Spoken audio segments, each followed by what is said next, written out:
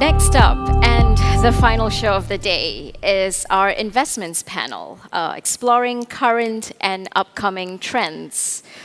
Leading this panel is Mark Müller-Eberstein, CEO and founder of EdgeTech. Mark has also been involved in APEC, the World CIO Forum, and Microsoft's WPC. So please put your hands together and welcome Mark and our amazing panel of experts.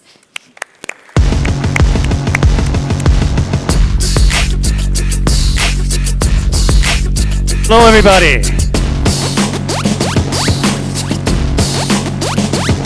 So I know we really enjoyed the day today, but this is the panel you're all waiting for. This is where the money is on the table and the money is on stage. And I know we have 1 or 2 people here looking for investors, so you're at the right place. Thanks again. My name is Mark Müller-Eberstein. I tried to retire 8 years ago from Microsoft and ended up with the consulting business. That is usually called in when somebody in the C-level suite of one of the large companies trying to figure out what technology means for them. And they pay so well that I'm doing angel investments for the last 8 years as well, and about 4 years in the crypto space. So a lot of really cool projects that have come up over the years, but you can never learn enough. So what I'm going to do here today is learning from the gentleman on the stage. So with that, let me just hand over and a quick introduction, please.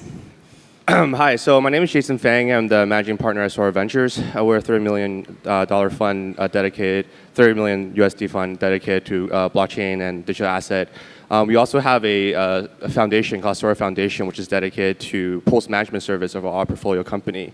So, for example, we do in-house development, we do conferences. So we actually hosted a conference in Macau about 2 weeks ago called Sora Summit. And then we also provide what we call advisory, which is, for us, is basically kind of like a free service that if we invest, then we do a lot of these strategies and listing for a portfolio company. Hi, my name is Remington Ong. I'm a partner at Fenbushi Capital. Fenbushi was the first Asian venture capital fund focused on blockchain, founded in 2015. Since then, we've expanded to a broader portfolio of funds, which includes Fenbushi Capital, Fenbushi Digital, Block Asset, and so forth, all under the GF Network umbrella, of which we've invested in 120 projects, all in the blockchain space globally. We take a quite diverse approach, so we invest in all different verticals and industries, everything from protocol up to the app level. But we think we're different from most other funds in that we generally take a long-term view. So our investment horizon is just like that of any angel seed VC. We look for a 5 to 10 year horizon for most of our investments, whether it's token or equity. Hi, my name is JEHAN Chu, and I'm the co-founder and managing partner of Kenetic. Kenetic is an institutional platform for crypto based in Hong Kong. I also started the Ethereum meetup in Hong Kong, and I'm a co-founder of the Bitcoin Association of Hong Kong. Kenetic has a number of different business lines, including OTC trading, markets, liquidity, advisory, and also we invest in both equity and tokens, and we are about 50 people, primarily based in Hong Kong, San Francisco, and Singapore. I'm Chang Lin from JEHAN Crypto. We are a Swiss registered fund. However, we have an office in Shanghai and in Beijing. Most of our crews are actually in Shanghai at this moment. JEHAN Crypto, we are an investment vehicle that we actually spend a lot of time in the ecosystem. The way how we do investment is that we invest into both ICOs and crypto ecosystem projects. We have done for the last half a year, we did almost like 40 plus ICO projects and 30 plus ecosystem projects. And probably the question you'll be asking is, what is ecosystem for us? We divided out the whole food chain, all the way from incubators, consultancy, investment bankers, exchanges, wealth management, media, and wealth management platforms, into all these pillars, and we invest into all these projects, and then try to add the value to all of them, either vertically or horizontally within the ecosystem. So that's what we've been doing, and we believe it's going to go strong, so we're continuing doing that still. Terrific, thank you very much. So it sounds like it will be really exciting. We have a lot of representation from S cities with Shanghai and Seattle, and I think one Hong Kong representative, right? Okay, perfect. So no investor panel, of course, would be complete without the most important question up front after the wild ride of the last 24 months. How is your hangover? Yeah, I mean, for us, we actually haven't stopped investing. I think this is a really good time to be investing, especially if you're in the primary market. Back in the days, it was really, really hard for us to have any form of control or negotiation for valuation. Nowadays, when we look at project, we have a lot more time to do due diligence. We have a lot more time to at least negotiate. We have a lot more time to be spending on the projects we want to invest and why we want to invest. I think if you remove a lot of the hype, realistically, you're really starting to invest as opposed to invest in the trend. You're really trying to invest in a blockchain company. So it provides a really good opportunity for primary investors. Same thing for us. I think that the bear market has actually made it improved the signal to noise ratio a lot. So, which means that good projects that are actually building good and differentiated tech with strong teams are still able to raise in this market. And like Jason, we haven't stopped investing. Just closed a couple deals over the past couple of days as well. So. I think that the other part is that for most of the projects that we've invested in, this is the time to build, because one of the reasons why sort of prices are actually coming back down is because there was a lot of speculation in them in the first place. I mean, it's hard to value these projects when they haven't delivered anything. So to be quite frank, it does take time to build, and right now we're just advising all our projects to basically get their heads down, build their product, and then worry about valuation once they have something to show for their project. Yeah, I would kind of echo a lot of that. I think that this is like one of those kind of first day of business school type of exercises where everybody in the audience and maybe even on stage look to your left, look to your right. In 3 years, 2 out of 3 of you will not be in this industry. That is the kind of hardening process that all of us need to go through as an industry. And this is the natural cycle of things. And the bad news is that it sucks and it's painful. The good news is that this isn't anything new. This is exactly what the internet went through 20 years ago. And look where we are now. So I think that this is cathartic. This is painful. But ultimately, this is what will have us as an industry, we as founders and investors, become ideally the kind of leaders of the next generation of technology. Well, I agree absolutely with what Johan has mentioned. It is a very natural cycle that every industry goes through at a certain stage of its life. And for us, as I also mentioned earlier, that we invest in both ecosystem and ICO project. As ecosystem-wise, I think it's good though, because actually it is true that the project evaluation has it's resetting itself to a market correct level. In terms of the ICO projects, we believe it is a time for them really to rethink what they are bringing their value as, right? Because previously, when it was so much, it was so easy to raise funds, people actually get crazy and don't really focus what they are really bringing to the marketplace. So I think it is a good time, a good moment for everyone to take a step back, rethink, and then move forward. Well, you mentioned it's a good time to invest right now. Do you think really we have hit the bottom yet? Anybody daring to do a prediction? I don't think we're at the bottom. I don't. Yep, me neither. No, me neither. This room is too full. That's how I know that this is not the bottom. Yeah, I think that's probably right. I think a lot of people are in sync with that. But does it really matter? Do you care personally and professionally where the Bitcoin price is today or in a week? Well, of course we care, because like if it's bullish, then it's a lot easier for us to explain to our investors that the market is doing well. But the big part is, I think, as investors or whatever your role in this industry, I think communication and education is really important. And I think because of last year's hype, we didn't really have the proper timing and the proper material needed to kind of explain to the entire industry what's going on. And it was very much driven by 99% followers, 99% speculators, and most of them were just in for the hype, right? So I think this gives us a good time for us at least to slow down and start to explain to people what is really our role, like as investor. What are we investing in? Why are we investing in? And opportunity like this is rare. So I think obviously some people will say, oh, the market's not doing too well. It's probably going to stay bearish, and it's probably going to be even worse. But for us, these are are periods where we as investors have to explain to our own investors why the market is going down and what are the kind of expectations. That's a great summary, I think. What are the key trends you think that are worthwhile investing in right now? What are those key trends? I've heard STOs are very hot. You mean Stowe? Stows? Was it? Are you an expert? We're playing a little inside baseball here. We were joking backstage that everybody is an STO expert now. Any STO experts in the audience? There you go. Don't be shy. So to be fair though, I actually really do believe long term in security tokens. A lot of people ask me, oh, is STO the new wave? And the way I describe it is STO is not the wave, STO is the ocean. The kind of capital markets and the tokenization freeing up a lot of the kind of inefficiencies in this market in a regulated manner using the kind of existing infrastructure and resources of the capital markets and traditional financial industry is going to be incredible, but not for a very long time. Somewhere I would guess between 3 to 5 years will it before it will be really, really mature, and we're going to go through a couple cycles, hopefully not the same as ICOs. The other area that I think we are particularly focusing on is digital assets and gaming. I think that gaming, the gaming space, you should really pay attention to that.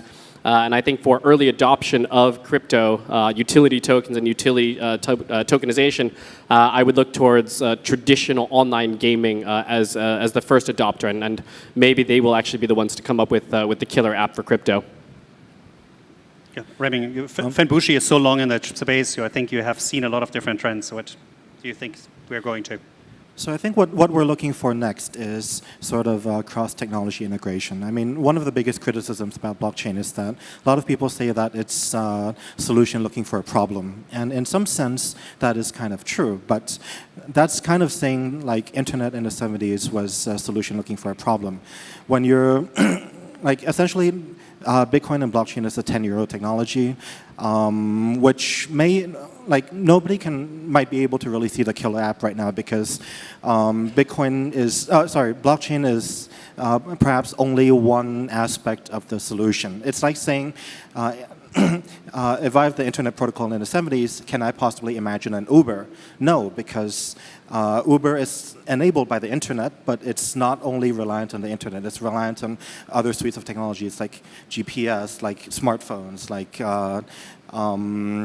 AI matching of drivers and passengers, for example.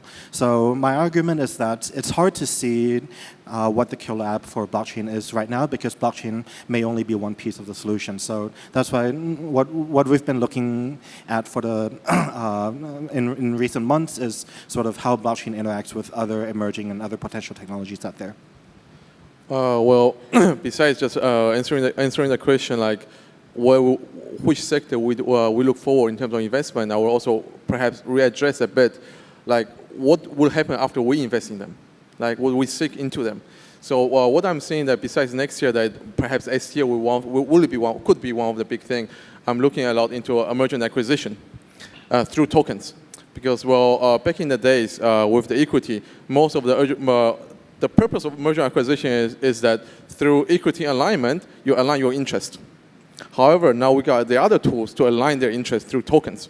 And that's something that we're actually doing right now, that with Project A doing this part, we cross-border into Project B through the tokens without touching equity part.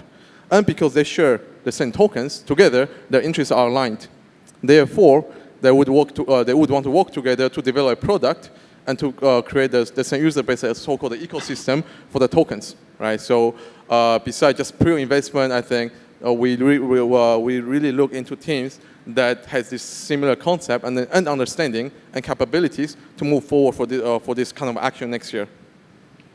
From my perspective, I think I agree with JEHAN. I think gaming will be the low-hanging fruit. In fact, one third of our portfolio company is in gaming and entertainment. The thing is, I think a lot of people can get very confused with expectations. Blockchain, distributed ledger technology, and crypto are very, very different. In a sense that, although we talk about blockchain, use case. Actually, there is a lot of use case in very different industries. It's just that we don't know about it. And then, frankly speaking, I think a lot of the things we engage as retail investors or private investors or institutionalized investors are more in the crypto side. And the crypto side, the expectation is very different from blockchain. It's less about it's less about the hype now, right? It's more about the real use case and what the real use of the token is. And I think even today, we've been through the hype. We've been through 2 years of ups and downs, and even today, I find it very, very difficult for projects to answer the question, which is, what is your token used for, and how would that scale? And from time to time, obviously, we'll hear solutions like, oh, you can use it to stake, you can use it to mine, you can use it to get incentive, to get rewarded. But these are not good examples, right? These are not good examples in the sense that I think you really have to understand if we as investors are buying in bulk in your crypto, why should we hold it for a long time? And what interest do we have in there? And relying on just the same mechanism as Bitcoin, as Ethereum, as Neo or Quantum and other crypto protocols, purely just relying on what works in the industry is not a solution. And I think people have to start to really dive deeper into realizing what blockchain, what crypto specifically can be, where can that fit in the business model. Yeah, I mean, as a traditional angel investor, you look for at least 3 or 5 years out. Where's your investment going? What's the potential of the company? And if I'm applying the similar thinking in the crypto space, is it the right thing to invest onto platforms? Is it more on the middleware side? Is it the dApps? Is it gaming? Where do you think, a little bit more in detail, where those midterm bets are having the highest chance of return? So for us, I think both are important. But from what we're seeing right now, actually Silicon Valley investors are still very much investing into infrastructure and layer 2. But for our side, actually for Sora, we do both. We have 15 portfolio companies. In terms of quantity-wise, we're actually investing more into infrastructure. But in terms of check size, we're investing more on adoption. Basically, the logic is very simple. You build a bridge, you can build the biggest bridge, you can build the most prettiest bridge. But if no one knows about this bridge, it's zero, right? So for us, it's like, yes, we have Silicon Valley investors investing into building this great infrastructure, but we have our roles too. Like our role, we think not a lot of people are investing into people. You got to invest into user. You got to investing to turn that traditional user, that non-crypto user, into a crypto user. That takes time. That takes money, right? And I don't think we're focusing too much on that. That's why in terms of check size, we're putting a lot more in gaming right now because we think over the kind of like our personal, our professional experience in this space, we think gaming is probably the low-hanging fruit. In terms of sort of infrastructure or application layer, we think both are important. I think that right now the fact is that the infrastructure is still very immature, which is why, as Jason mentioned, Silicon Valley and a lot of investors have been focusing on infrastructure for the past 8 to 12 months. That said, how can you determine when the infrastructure is mature? You determine it when sort of dApps are able to run and fulfill their basically their functionality on this infrastructure. So you do need dApps to kind of push the limits of that infrastructure to show that, okay, it's not just about TPS, for example. It's not just about privacy or security. There's other elements to, say, multi-user permissions or whatnot, or shared data or something like that on this infrastructure. And sort of it's in innovating, it's in sort of building these dApps that people are imagining that where you start to see sort of where the limitations of the current infrastructure are, which is why we think both are important. That said, I think at the end of the day, as angel investors, we're betting on the team because tech has been a very fast-moving industry for the past 20 years, and crypto/blockchain/ whatever space we're going to be in the next 6 months is changing at exponentially faster pace than tech ever has changed. And everybody in the room clearly knows all the changes that we've been through just in the past few months. And for us, I mean, we've been in the space since 2015, and even in this time, there have been 2 or 3 cycles just within sort of these 3 short years. So Trends have been changing, user preferences have been changing, what works and what doesn't work has been changing. So at the end of the day, we look for teams that are able to adapt to sort of this fast-changing industry and basically adapt their product market fit in order to sort of actually bring blockchain into adoption. Yeah, I think for us, I second that on kind of teams, but I think also we're very interested in projects and companies that have existing user bases.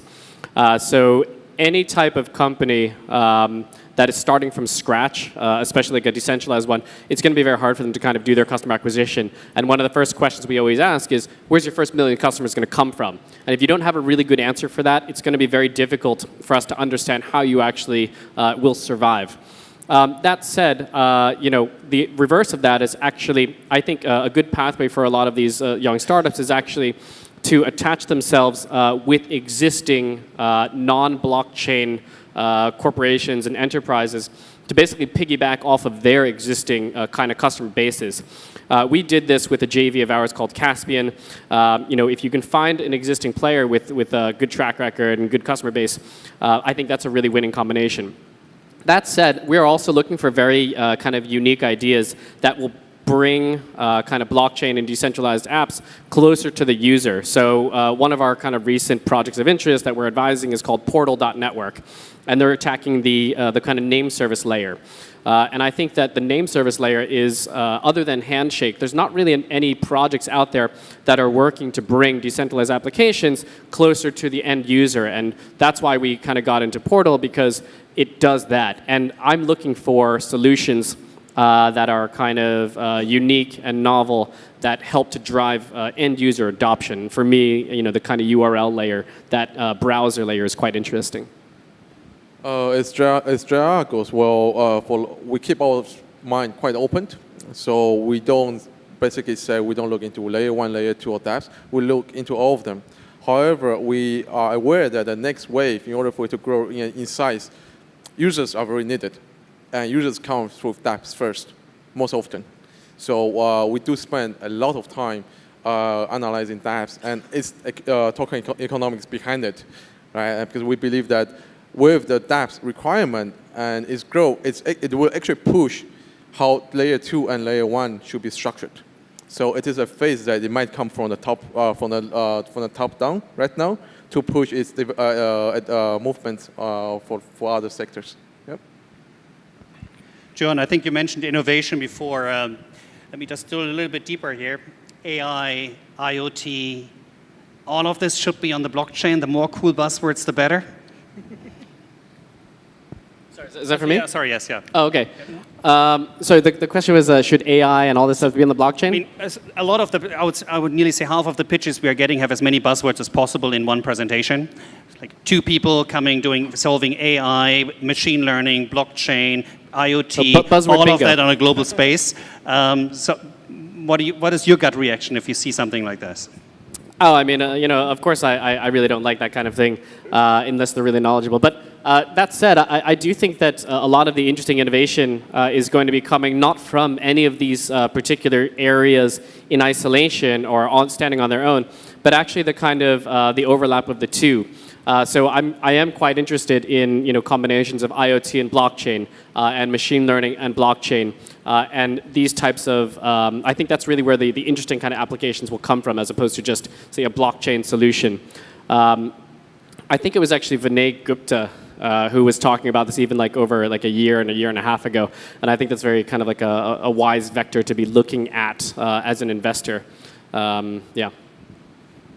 Remington, you mentioned how important the team is before. So what specifically are the key criteria you look for in a team that is coming for funding to you?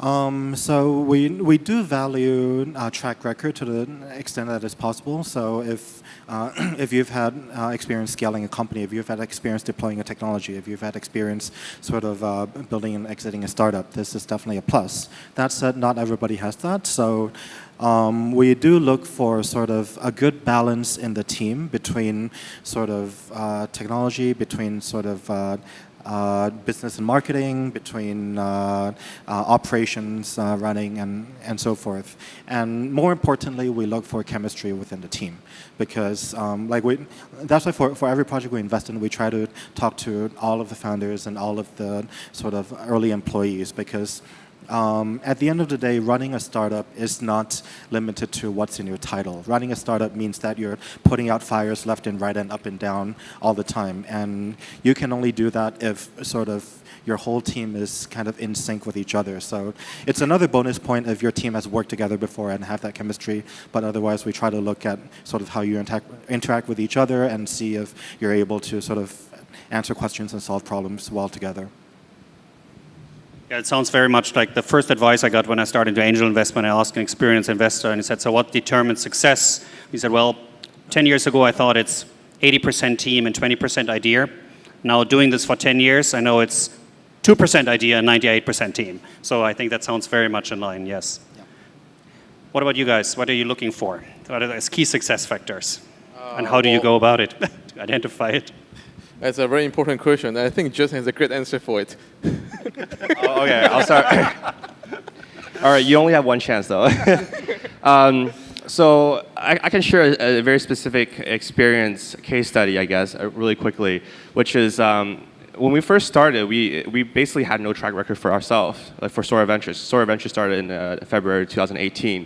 But our first project that we worked very closely, we end up leading it, it's Mithro. And Mithro is a company that's backed by Jeff Wang, who he's the chairman of M17, which is a top live streaming company in Asia. And it was very, very difficult to convince him on a lot of things initially. But after getting them listed on OKEX and Bithumb and a bunch of other stuff, and telling them to go to certain exchanges, so going to certain meetings and going to certain conferences, we built trust over time. And that enabled us to build trust on our second incubated project, which is Alpha Slot with the gaming casinos and all that. And that's it's actually really, really tough. Like, what we realized is, like, I was probably better to invest in a team that had very, very strong chemistry and trust. You're better off betting a lot of money on that because of your knowledge in the space. Like, you don't expect them to be as knowledgeable as you are in terms of token economics and all that. That's where we fit in, right? But you have to understand that if you're betting on a team, they're willing to trust you and to work with you. And that's something that I think a lot of, even today, a lot of funds struggle with. And I think for us, we've been very fortunate on that area. Yeah, just to kind of add on to that, I think it's important to kind of be very conscious and mindful of this veil of technology, where the kind of this idea that we were all like under the spell of for the past couple of years, that blockchain will solve it, or it will all kind of come to be, is not actually true. And when you wipe away that veil, it just boils down to like fundamental business rules. And that is to say that the types of things that we're looking for are experienced founders. So we invested in a project called StarCard, which was renamed to Rally. And it came from a guy named Kevin Zhou, who is an experienced founder. He founded Kabam in the gaming kind of sector. And as soon as he starts talking, you just kind of understand that he knows how business works, he knows how to scale teams, he knows how to deliver product. And it doesn't matter so much exactly what he's doing in this space, because you know that he can apply technology and apply business together at a high level. And it just so happens that this particular solution is blockchain related. So those are the types of teams and those are the types of efforts and initiatives that I think in this environment help investors like us to de-risk our type of approaches and the capital that we put in. So for those types of founders, I mean, step to the head of the line, because that is going to really help us with our decision making. Actually, answering the question from earlier. Well, I actually had this interesting meeting this morning with Bitmain, and we actually came to the same discussion. What do we look into the teams, right? We said that actually maybe half a year ago, a bit earlier, we would be very much focused whether the team can deliver the technical part. However, nowadays, I think that we are in a different time frame that we spend more time looking at the team whether they can deliver business-wise. Right? I mean, technically it is important, but then it is a development that's very crucial right now at this stage. So I think the KPI, the evaluation perspective has changed And it most likely will change again within the next half year and so. But at this moment, we do look a lot into our team's ability to deliver and to grow its own business, besides just fundraising. But what do you do with the capital you raise, whether they know how to manage it, where to spend it, or how can they put resources with it, right? So that's where we look a lot into a team's ability in this perspective. So let me turn the table a little bit from an entrepreneur's perspective. I was just at the Asia Horasis meeting with some of the largest Asian investors, traditional investors, real estate companies, buying out companies, mergers and acquisitions. And one of the key discussions we had actually on the stage there was, what's the role of the VC going forward with all the ICO, STO, crowdfunding initiatives that are going out there in the cutting edge technology? What is the role of a traditional VC in this new world? Well, for us, we've always been kind of like investing in things that are not so sexy. For example, when we invested into like Alpha Slide and Mithril, these are considered to be more of a use case, more of adoption-based projects, which if you kind of like know the industry, it's really hard to sell adoption companies. It's really hard to sell apps or adoption projects because they're just not as hot. The correct way would be investing into protocols, and without the word protocol, it would be really, really hard to sell in the market. So we've always been against kind of like investing in things that we personally feel that these are the things that's going to be right in the future, and I think in the bearish market, these will do really well. From a VC perspective, I think it's really important to be, again, very clear understanding of why you're investing in this space. Again, expectation again, right? It's like you're taking investors' money. You can't just invest in hype, right? You're taking investor money. You got to explain to investor what is your thesis, why you're investing in this. And I think last year, a lot of VCs that invested were based on hype. So don't expect too many VCs to know what they're saying. Because most of these VC will actually, I think there was a report I read, is 80% or 90% of all the VCs will die at the end of this year. And then you probably won't, they're probably going to end up doing their own stuff next year. Basically, the point is, if you're getting money from VC, you probably have the same expectation what their value add is. And from a VC's perspective, you gotta start asking your question, why you're investing into this space. I think these are very, very simple questions, but I think not a lot of people understand that. So this is a bit of a cliche, right? But as VCs, we do try to sort of add value, and we do try to be more than just dumb money. We try to be smart money. I think that sort of, there are a lot of places where startups can raise money from, but the reason that you choose between one VC or another, or one investor or another, is what else they can bring to the table besides money. So as Jason mentioned, for example, there are some projects that they may be great at product, they may be great at business, but they don't know that much about blockchain technology or about token economics or things like that.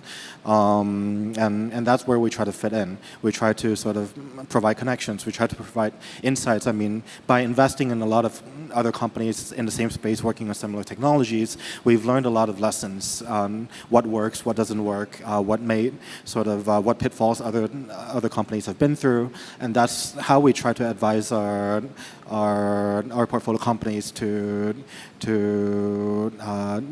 help them along the way of building a startup.